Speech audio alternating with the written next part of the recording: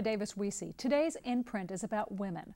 Women grappling with family and money problems, work, worries about children, loneliness. These women we're talking about today, though, have one more obstacle. They come from other countries, sometimes leaving children and family behind, sometimes new to the language, at times not even speaking English at all. The struggles of Latina women. Meet Dr. Ana Leon from the UCF School of Social Work. Thanks for coming today. Thank you for having me. Immigration is something that everybody's talking about. But in reality, yes, this is Latina women. But in reality, we are a country of immigrants. Our grandfathers, great-grandfathers, grandmothers came from somewhere else. So in reality, some of these struggles are similar. However, why I'm so glad we have a half hour, some are unique to Latin women. What do you think is the #1 misconception?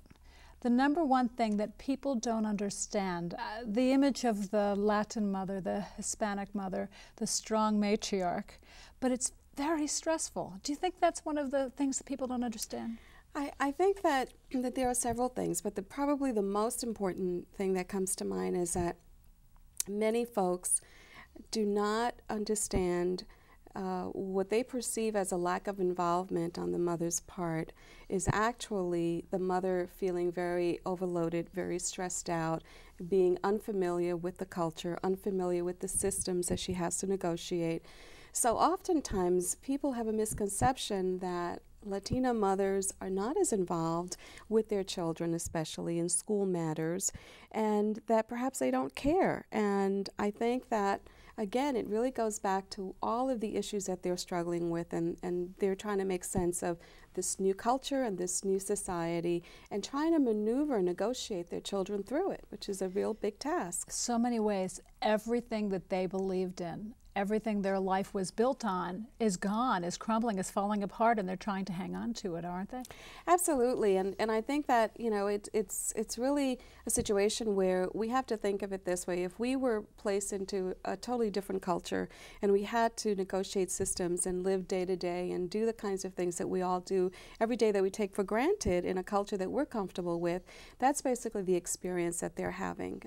It's negotiating language, it's negotiating people and values, differences in values, differences in expectations in a new culture, even logistical issues as to what systems are there to help and how do you get access to them.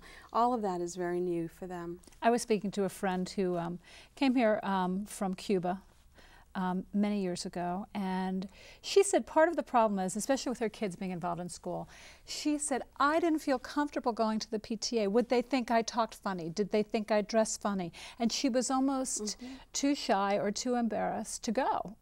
Right. There is a feeling when you enter any new culture, and you're absolutely right that this is not new to Americans because we are a country of immigrants. And I think that what happens is that every culture and every group that goes through it brings with it all of its uniqueness, and that makes it different. So for Latina women, it does mean that they are concerned about how they're going to be perceived, that they are concerned about how they fit in. Language is very important. A lot of them either do not speak the language or speak with an accent and feel very different. It's a matter of feeling different, a matter of feeling like you're not quite assimilated and you're not quite belonging to that culture. And things are different here. In the paper that we're talking about today, in your paper about women and migration, you had mentioned that in Latin American countries, in Hispanic countries, there is such an emphasis on la familia, todo para familia. You know, I heard that a lot when I was growing, everything for the family. When here in the US of A, it's a focus on the individual and the pulling away from the family. Absolutely. And that must be the hardest push and tug and pull that these women have to deal with. It is. It's major when you think about it. With Latino women, they have been socialized to do everything around that family, so that the children are then socialized into believing that the family is the most important thing. So your individual choices are made around the family values and family choices. You do not, as a child in that kind of a family, strive for individualism. That is one of the biggest differences between Latino cultures and the American culture. Our children in schools, in American school systems, are taught to be self-sufficient, independent individuals that separate very easily from their families when the time comes for the child to go off to college or go off and get his or her own apartment. You kind of work towards that. Yes. The whole life. It's the a minute goal. they're bored, you're thinking, oh, they're going to leave in 17 years. Well, in the Latino culture, there's a sense that you are not socialized the same way, that you really are taught that the family continues to be your main framework. That's your point of reference. So everything you do around the family.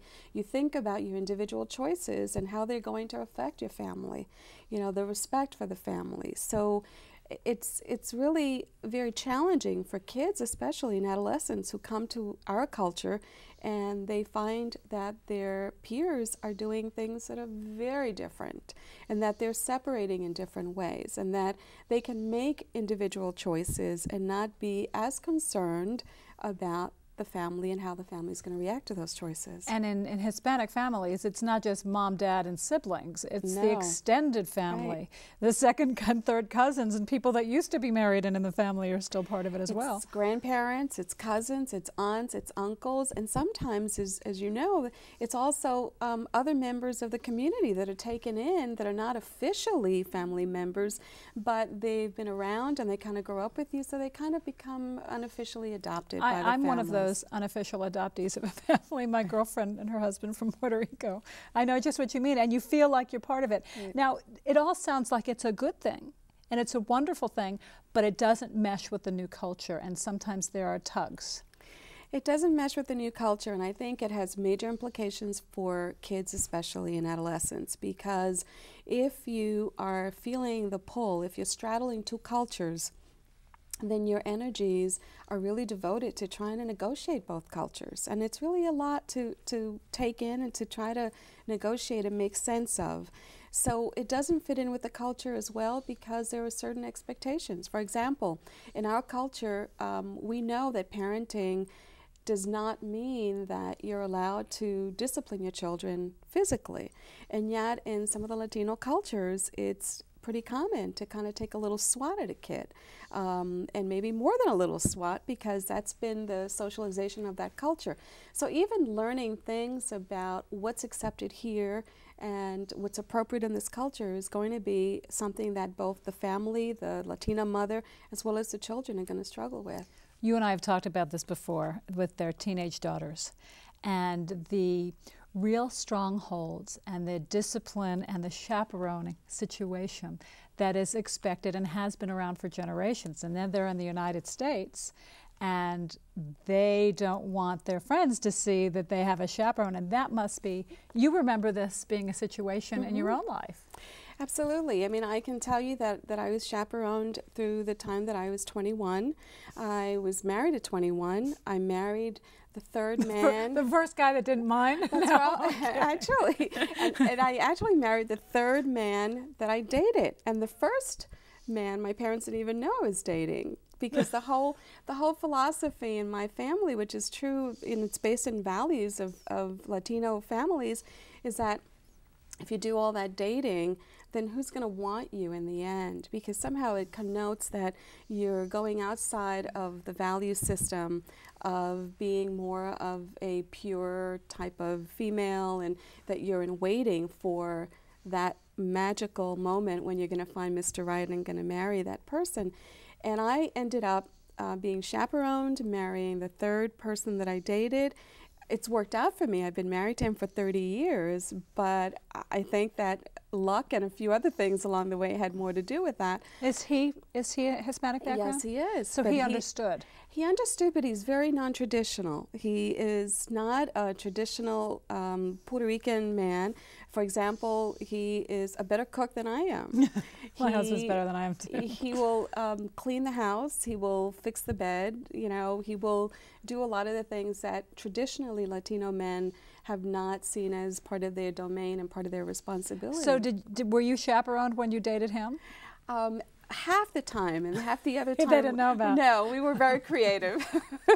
So how did he? And we can say it now. So he was in love. He understood, and he did. You ever ask him what was that like when I said yeah? When you said I said I could go, but Who came? Abuela, grandmother, mother? It really would depend. It was sometimes we always had like an older second cousin living who was an adult already, and maybe like in his late 20s, or early 30s. No, it wasn't as bad. So, but I think that my husband knew pretty much what the culture was. He came from a similar culture, even though it was different in some ways. And that's a point that I want to make, is that one of the other misconceptions that I think we have in our society is that when we think of Latinos and Latino women, we think that they're all the same. And they're not. We come from different subcultures, and there are differences in the dialect, there are differences in the food, but there are also differences in what we do, whether it's tied into religion or customs. There are some slight variations in that. But there are also geographical differences. For example, my mother's upbringing on the island of Puerto Rico was very different than my upbringing in New York City. There are differences in terms of age, you know, and lots of differences in terms of socioeconomic classes. So I think that one of the things that people do is that they kind of clump all Latinos together and think that you can kind of help them all in the same way. And you have to take those considerations into account. And I can tell you a story of when I was practicing in a mental health center in New York City. I did a women's group for Latina women, and I had women that were from Cuba, from the Dominican Republic, and from Puerto Rico. They don't necessarily like each other. No, they don't. There are references to oil and vinegar, as a matter of fact. But when you think about Puerto Ricans and Cubans and Dominicans, I mean, there really are some feelings there. And with this group, the mothers were older than I was. I was all of, I think, 22 at the time, fresh out of graduate school. And I was a real feminist because I think that my mother was very traditional, but she had a feminist streak that she kept kind of undercover and let her girls know about it. And I think we just internalized that. So when I did this group, I was 22. I was a feminist, fresh out of school. I thought I was going to save the world. And here they were. And here they were, women in their 30s and 40s, very traditional. And I'll never forget that there was one session where one of the women was telling me and telling the group how she had to have food on the table at 5 o'clock for her husband, and she had to iron his underpants. Otherwise, she would be in trouble. And I remember as a 22-year-old wanting to scream out and say, what are you talking about? You know, what would possess you to do this? And fortunately, I had good supervision because I was at a mental health center. And I remember my supervisor, when I took this back to her, saying, now let's look at the differences. You're Latina, but you're younger. You have a different urban experience. These women are traditional older women that come from a very different place. So it was a wonderful lesson for you, right out of the box. Absolutely. Because you were probably aware of the struggles and the conflicts between the different cultures and the countries they were from, but not aware of the generational conflict between you and them. Absolutely. So how did it work out with her? Well, you know, I think that one of the things I remembered in my training is certainly not to bring my own issues out. So I maintained objectivity, which was very tough because remember I had that feminist streak in me. But we were able to talk about other experiences that some of the other women had had. And some of the women, remarkably enough, had a similar experience, but they handled it a little bit different. So, you know, one woman would say, well, you know, I've told him I cannot get food on the table until 6 o'clock, so it can't be 5 o'clock because I have children to take care of. And they were able to really be of support to each other. And it was important for that group of women because they were all, you know, newly migrated and immigrated from different countries within, I would say they had been in New York City within 3 to 5 years. So they were still adapting to being in a different culture in a different country. And we'll talk a little bit more about this when we come back.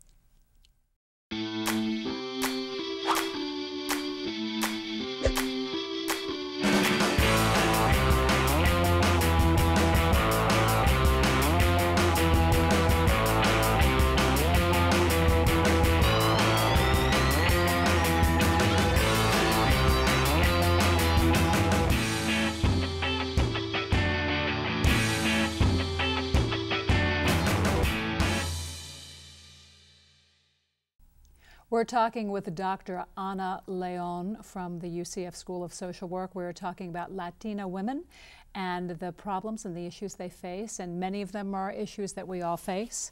But when we're born in this country, unless we really move far away, you don't really deal with that sense of loss, because the world they knew, the culture they knew for generations, and they came here looking for a better life for themselves and their children. There is a sense of what I knew is gone and may never be back again, and that has to be a very, very heavy thing on their hearts. And you know, what's important about that is that we all want to belong. We're all striving for a sense of belonging. So when you have your values and you have your culture and you have your support systems totally disappear, that becomes very challenging, because you have to replace them with something. And it's difficult to replace those because those have been long-term, lifelong support systems and values that you've had. So it takes a while, I think, for people to find replacements if they find those at all.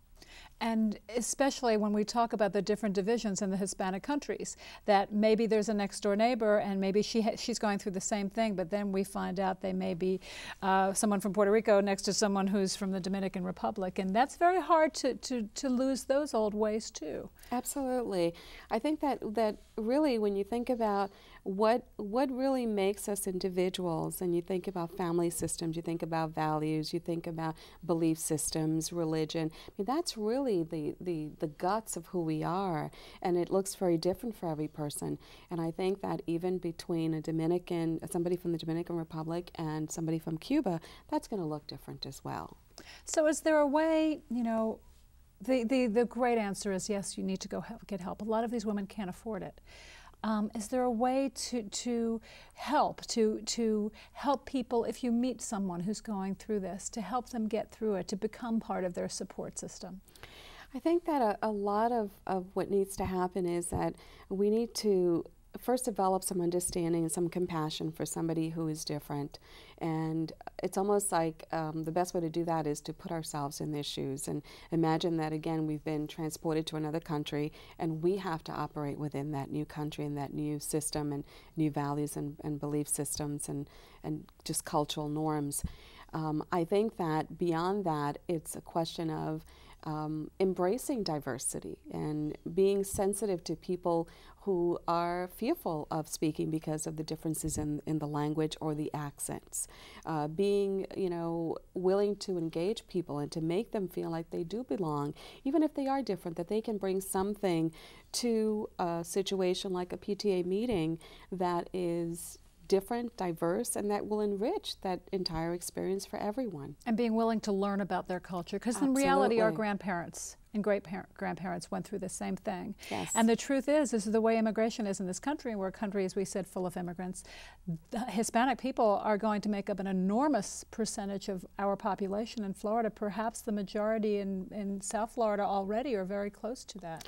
And I think in Central Florida, we're also seeing a major influx of Latinos. I mean, we, especially Puerto Ricans, we're seeing major numbers of Puerto Ricans coming into the Central Florida area. So I don't think we can avoid addressing the issues and finding ways of embracing people from these cultures. And getting so much out of it. Absolutely. The music, the culture, the sense of family, the food. Oh boy, I love them from Miami. I love the food. Let's talk about how deep this goes and how much this can hurt somebody. There's even a word for susto, for the loss of your soul, that the despair can be so deep. Can be very serious for these women. Yeah, it again goes back to the crux of the matter for them. It is the way they have functioned. It is something that is perceived as a major loss because it's their identity as well, and it's really the identity of their children and their family. So a lot of these women can tend to develop depression as a result of that, and some of it can be very transitional depression, which will disappear after a while when they become more adjusted and perhaps with some counseling help, and some of it for some women, depending on the individual, may last longer. There are issues with children of Hispanic families. Sometimes they're lost, and sometimes they're not lost, but their parents are, and that adds to a lot of social problems, the dropout rate, etc. How do you get across to these kids that, yeah, you can embrace both without, and find out a way of being accepted in your family and accepting your new world? You know, that's a major challenge, I think, for everybody in our society, because it really speaks to how Latinos are depicted in the media, for example. So if we're going to help children to understand that it's okay to be Latino and embrace that culture, not be ashamed of it, and keep that culture as part of who you are while still functioning in an American culture, an American system, then we have to really look at what are we as a society doing? You know, how are Latinos being portrayed in the media? What are our discriminatory beliefs and practices that we see? And I think you can almost see this on a macro level, that we have to address it on a societal level. And then I think individually, it's our responsibility to not make children feel ashamed of who they are. And I've had kids, you know, say to me that they feel very awkward and embarrassed because sometimes they talk a little louder in their families than in other families. So when they go to school, the teacher will say something that will feel to the child very shaming about the volume. And yet that may be part of the culture, you know, because that tends to be part of you know, what Latino families do. If you ever look at a Latino family and you look at a non-Latino family, you'll see major differences in communication patterns and volume and the way conflicts are resolved and how grudges are resolved. I mean, all of that is very unique about Latino families. So we have to help children embrace both and operate within both by letting them know that their own culture is actually a very rich part of who they are, and that there are so many positives to it. And to look into it yourself. I know at my children's school we do something called Holidays Around the World. And they set up little booths around the school, and there's Christmas, and there's Hanukkah, and there's Ramadan, and not Ramadan, there's Diwali, and there's the Chinese New Year. And the first one I went to, I said, how about Three Kings Day? And I remember the teacher saying, what is that? And they had no idea. Mm-hmm. But you know what? It's become a really popular segment. The kids come, we give them instruments, they sing Feliz Navidad, and it was actually shocking to me that with such an enormous Latin population and culture, nobody had ever even heard of it. Nobody knew about it. But once they were open to finding out, they realized it was something that would enrich their lives as well. I think part of that, Charna, is because there is such a push for assimilating and adapting to the new life. And I think on some level many Latinos, including myself, are guilty of that, because we want to be accepted, we want to belong, we want to go along with the mainstream, and so we do give up some things along the way. And I think that in the long run, we have to be very careful not to give up some of those very enriching aspects of our culture that make us unique. Because in reality, some of the things that are so rich in the heritage, the family, involving the extended family, which so many of us don't do anymore because of distance or whatever. It Absolutely. Seems like one member of the family, a Hispanic family, moves to one city and then they all follow. Right. Or I was talking to a girlfriend, and we have friends who are from Puerto Rico, and no matter what happens, joyful or sad occasion, no matter what the rest of the family members are doing, they will drop everything and come however far it is to that member of the family and be there. Absolutely. And that's such an important part that we can learn from. Right. And that's something you'll never lose. No, and you know, I remember that when we moved here from New York City, my husband and I started kidding around because we had 5 years without anybody moving over, and at the 5-year mark, my mother, my father, my parents, and then we had my sister and her family, my brother and his family, and then they were all here, and we started laughing and saying it didn't take them long. I was thinking, what took them so long? Right, and actually it did, but we really thought that it would take them even longer than that. They were just planning. They were, and it was a surprise. And is his family here too? Well, actually, he has sisters here. He has a couple of sisters here, and then his parents had relocated back to Puerto Rico after he went off to college many years ago. Both his parents are deceased. His mother just passed away recently. But he has sisters here, he has an uncle here, cousins, so... So you blazed the trail, you were the pilgrims, you found the place. Absolutely. And then everybody followed. Dr. Ana Leon, thank you so much. This flew by way too fast. We'll have to come back and talk about other things in the future. Absolutely. Thank you for having me. Thanks for joining us.